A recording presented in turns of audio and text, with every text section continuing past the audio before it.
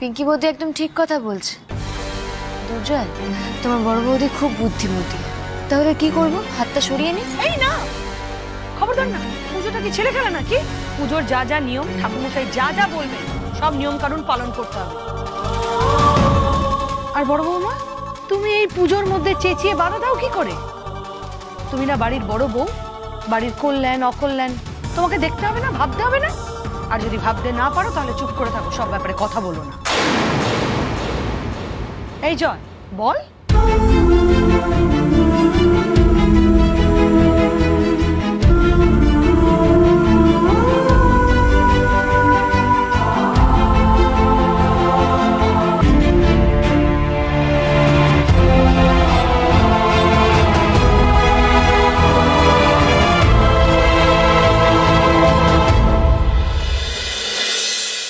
অস্বীকার করলেও দোষ তোমার রানী।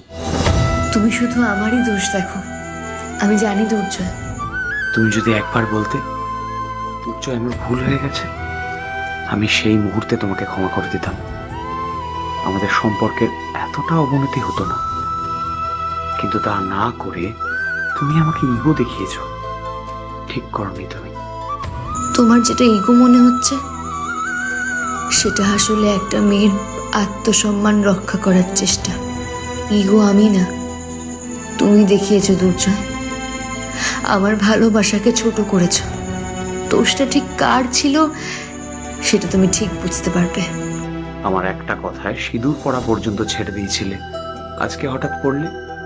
এখনো ভাবো আমার কথা? এত কিছুর পরেও আমি শুধু তোমার কথাই ভেবেছি দুর্জয়, প্রতিটা মুহূর্তে। আমার প্রথম ভালোবাসা তুমি, আজও তাই আছো, আর থাকবেও। এই সত্যিটা বদলাবে না কোনোদিনও। কিন্তু তুমি সেটা বুঝলে না।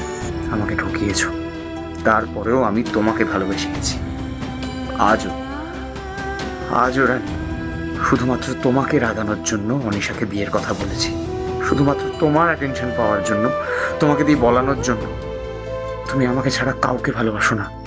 তুমি আমাকে হয়তো তেমন ভাবে ভালোই বাসনি দুর্জয়, তাই বলতে পেরেছিলে যে আমার মুখ আর দেখতে চাও না।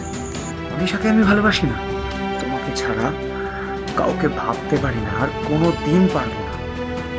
কিন্তু তোমার সামনে মাথা নত করবো কিভাবে?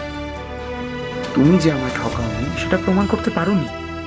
যেই দিন বুঝতে পারবে দোষটা তোমার ছিল, সেই দিন তোমার লজ্জায় মুখ লুকানোর জায়গাও থাকবে না দুর্জয়।